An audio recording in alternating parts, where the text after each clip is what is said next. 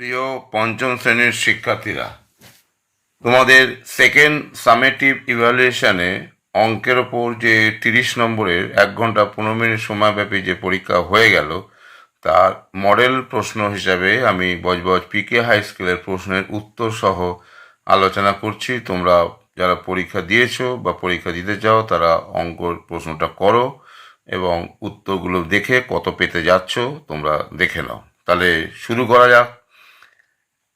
প্রথম প্রশ্নে দেখো, প্রথমে ইনস্ট্রাকশনগুলো ভালো করে পড়ো। পড়ে এবার 1 এর প্রশ্নে দেখো, অবজেক্টিভ প্রশ্ন, এমসিকিউ প্রশ্ন।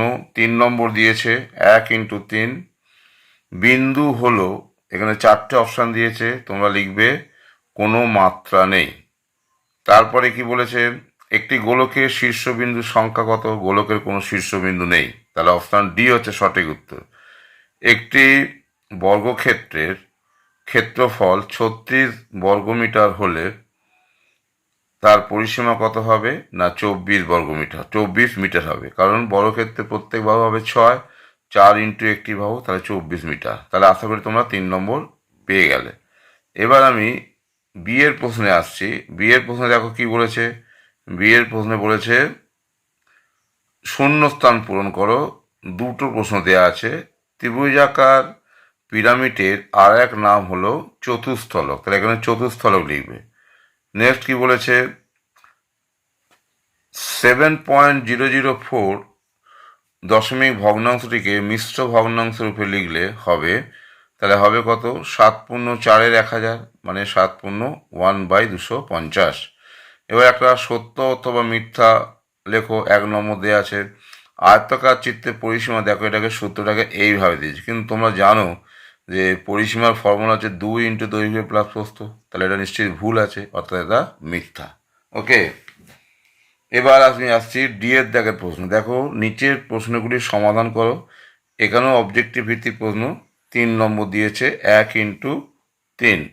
3 নম্বর দিয়েছে, কি বলেছে, নিচের প্রশ্নগুলি সমাধান করো। 1 নম্বর প্রশ্ন হচ্ছে 2/5কে এখানে এমন একটি ভগ্নাংশে পরিণত করো যার হর হলো 60।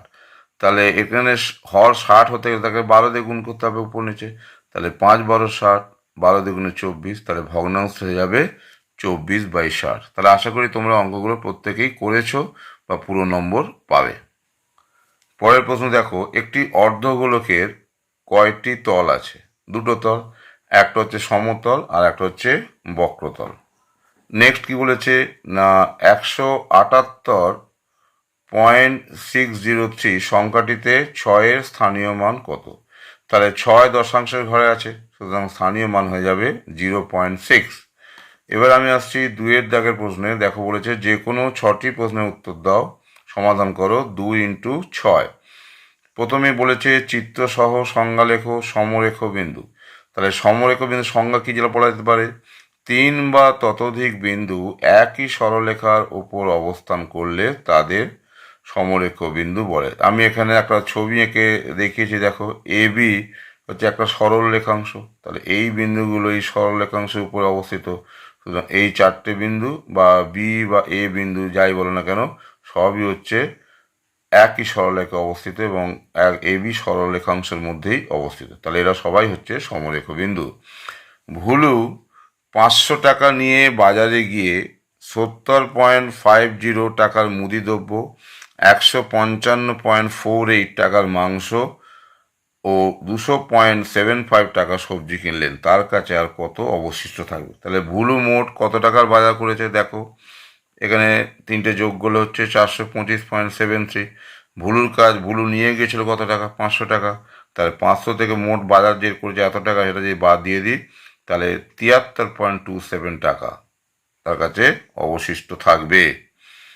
3 নম্বর প্রশ্ন বলেছে নিচের প্রশ্নগুলি কোন কোন ঘনবস্তুর চিত্র?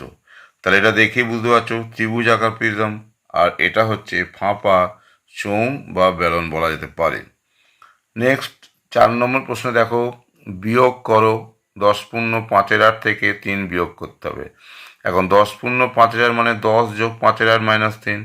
10 মানে হচ্ছে আবার 3 + 7 + 5/8 - 3। তিন তিন কেটে গেল, তাহলে 7 + 5/8, তার মানে 7×5=8।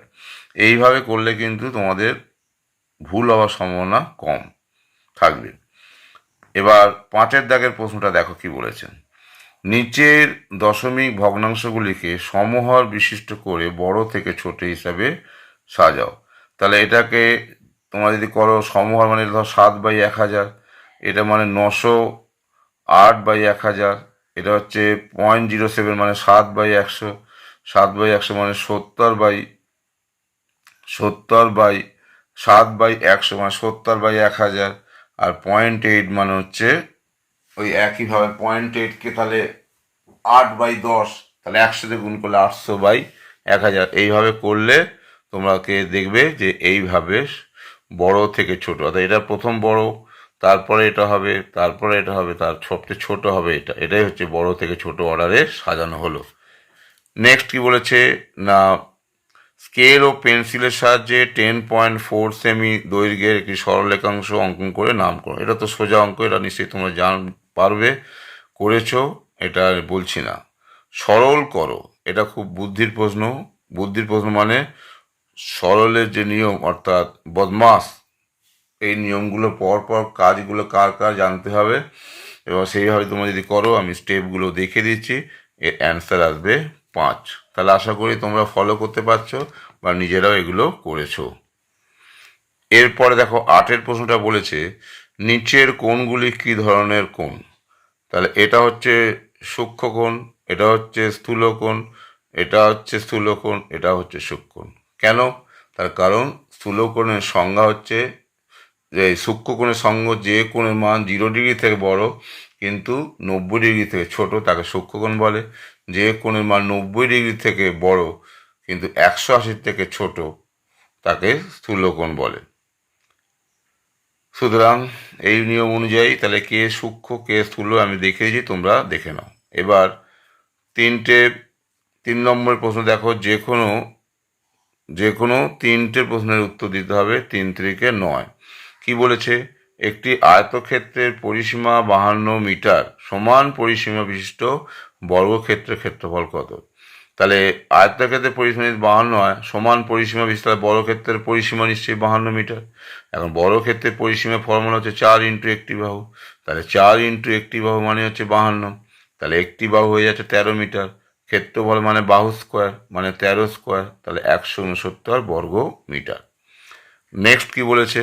তোমার বাবা বাজার থেকে 7.3 কেজি আটা, 4.5 কেজি ডাল ও 2.12 কেজি চাল কিনেছেন।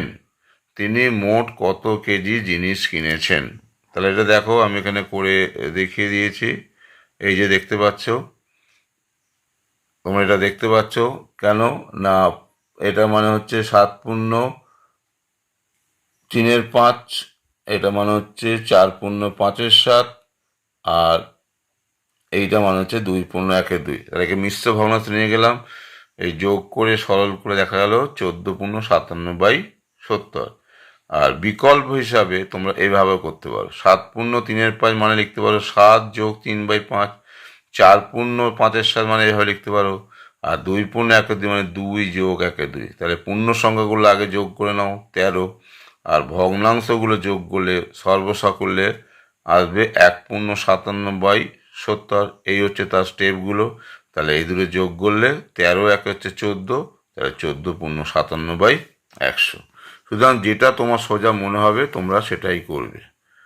এরপরে দেখো একটা জ্যামিতির প্রশ্ন দিয়েছে। কি বলেছে? স্থূল কোণ কাকে বলে? একটু আগে বললাম, যে কোণের মান 90 ডিগ্রি থেকে বড় 180 থেকে ছোট তাকে স্থূল কোণ বলে। চিত্রাঙ্কন করো। তাহলে এই যে আমি চিত্রাঙ্কন দেখতে পাচ্ছি যেটা 190 থেকে বড় কিন্তু 180 থেকে ছোট, অর্থাৎ অ্যাঙ্গেল ক খ গ, এই যে অ্যাঙ্গেল ক খ গ, এটাই হয়ে যাবে একটা স্থূল কোণ। এক সরল কোণ সমান কত সমকোণ? এক সরল কোণ মানে হচ্ছে 180 ডিগ্রি, আবার এক সমকোণ মানে 90 ডিগ্রি। সুতরাং দুটো তুলনা করে বলা যেতে পারে এক সরল কোণ মানে 2 সমকোণ।